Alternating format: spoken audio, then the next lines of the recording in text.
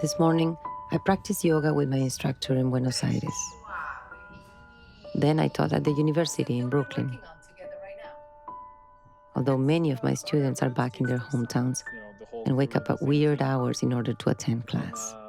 And then we were getting ready for the... In the afternoon, I moderated a panel for a festival in the Netherlands. And when a friend in Brazil invited me to a Zoom dinner, I told her I couldn't handle any more screen time. I turned off the computer and went for a walk in the park. As I walk, I ask myself what imprint our transition to the virtual world will leave in our personal memory.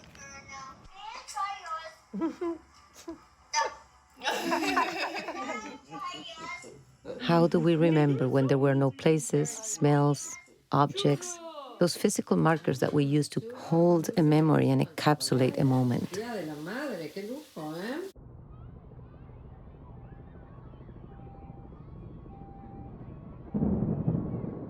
How do we remember when there was no physical trace, when the words were not followed by an embrace?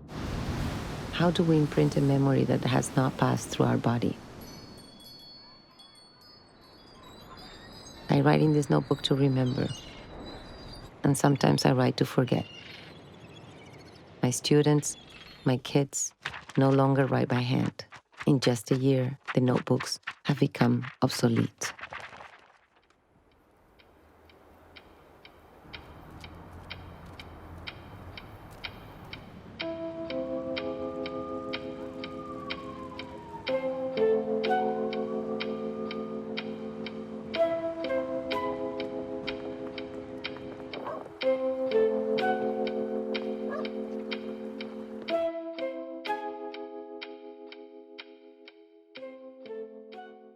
Today, we are going to be talking about an artifact that was greatly used in the past, the notebook.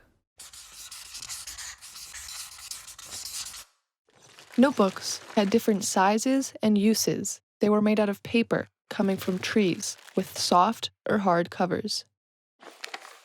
Depending on the need, notebooks could be lined, grid, or blank. Lined paper had a series of horizontal straight lines and a vertical margin.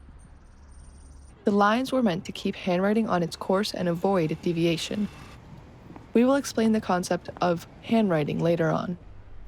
Grid notebooks were used for geometry, as they helped to visualize spatial dimensions. Blank ones were used for drawing. So you open the notebook and turn the page in this order. You can't skip any pages, and you can't scroll or jump. Boring.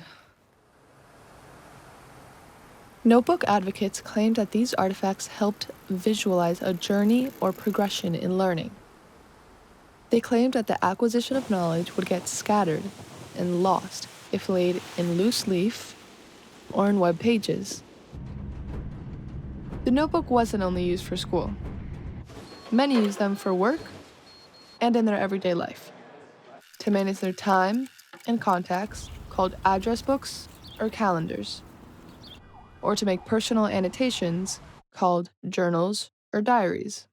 It was common to give little girls journals with keys and locks. A popular end-of-the-year tradition was to gift planners to wish for a happy new year.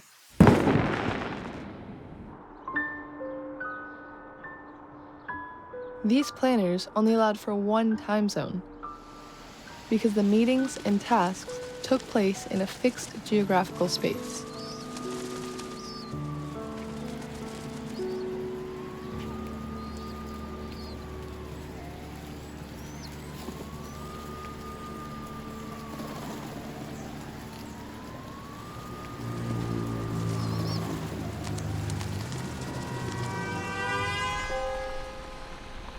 There was a time when, at the end of the year, I used to transfer my contacts from one phone book to another.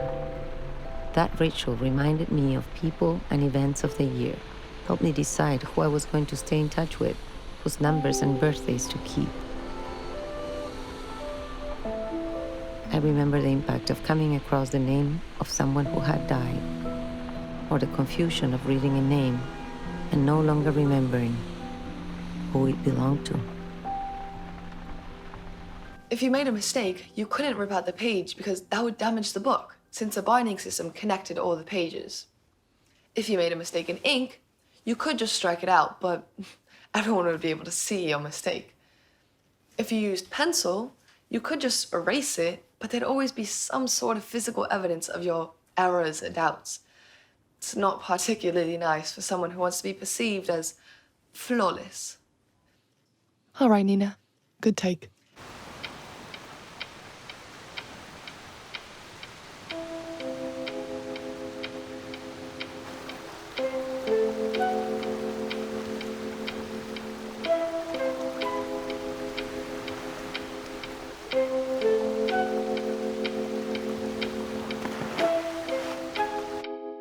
The elimination of notebooks simplified the work of teachers who no longer needed to check homework, decipher handwritings, or correct exams. Finally, transparency and equity was guaranteed by the algorithm.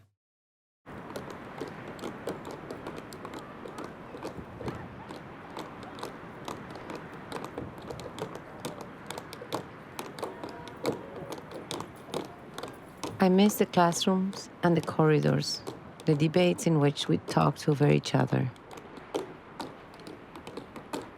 This year helped me appreciate my role as an educator. It revealed to me how much I have internalized the individualistic, success-driven, and even masculinized role of the film director over the feminized, undervalued role of the teacher. As professor, I found a renewed strength and purpose in meeting with my students who give me a sense of belonging, a diverse and dynamic community.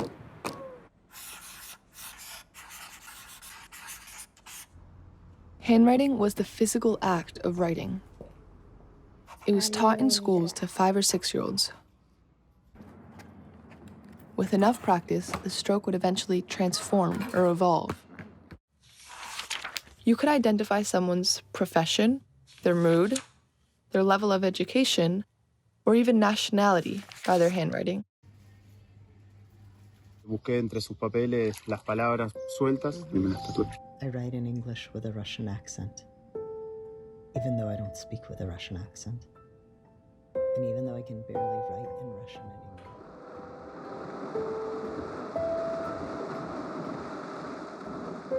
My grandma's cursive in her recipe book, my grandfather's prints in the crossword puzzles, my father's letters, my mother's illegible writing on her medical prescription pads.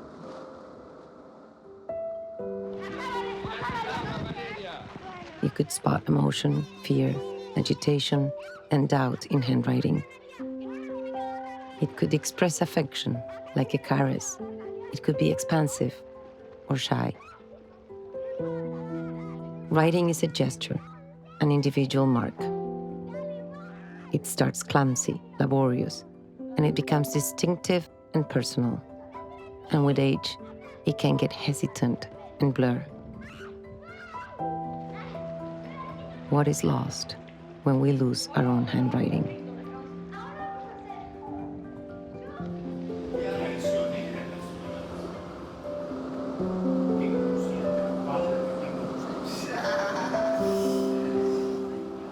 My dad died this year during the pandemic. Bajo mi mirada y repitiéndome que nunca se me borra esta imagen. My sister found a letter in his night table addressed to her. No sé qué mundo será el de mañana, ni las vicisitudes que deberán atravesar. Y aunque sea absurdo o exagerado, deposito en vuestra hermandad una especie de alivio y esperanza.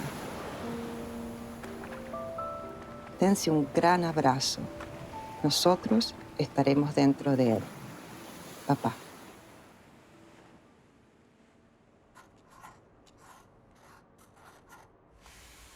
This is one of the mysteries of the notebook era, the proliferation of doodles. We're still trying to figure out exactly what their messages or functions are, for it's become quite hard for us to decipher. They generally appear in the margin of the text, somehow connecting to the body of the text, but also to the inner life of the student.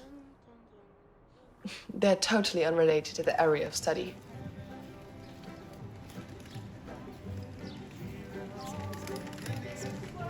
A few years ago, a teacher admonished my son for becoming distracted and doodling in his notebook. During the pandemic, he devotes himself to drawing, moving from paper to screen and back, spending hours immersed in a state of concentration.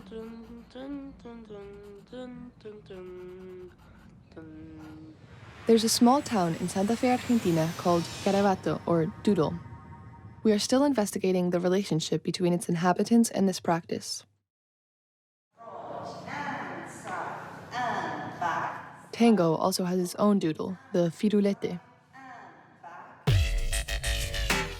But its connection to writing could not be verified by the algorithm.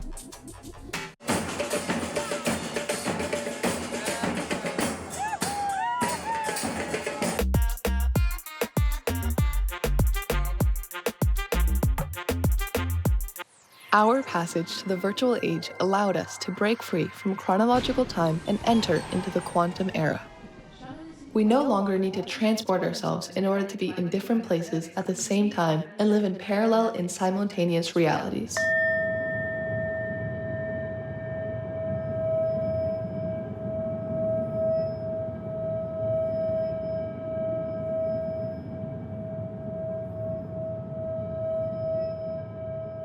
Movement brings new ideas. How static and locked are the thoughts of someone who no longer moves around? Of someone who goes from work meetings to social life with just a click? How much thought is generated in transit, in between places, in waiting? What do we lose when we no longer approach others? When our lives stop crossing paths? When we live in controlled pods? When we cannot see the world from mobile and multiple perspectives, and we are locked down in a fixed point? What do we lose when we can no longer put ourselves in each other's shoes, or simply be somewhere else, or meet someone new?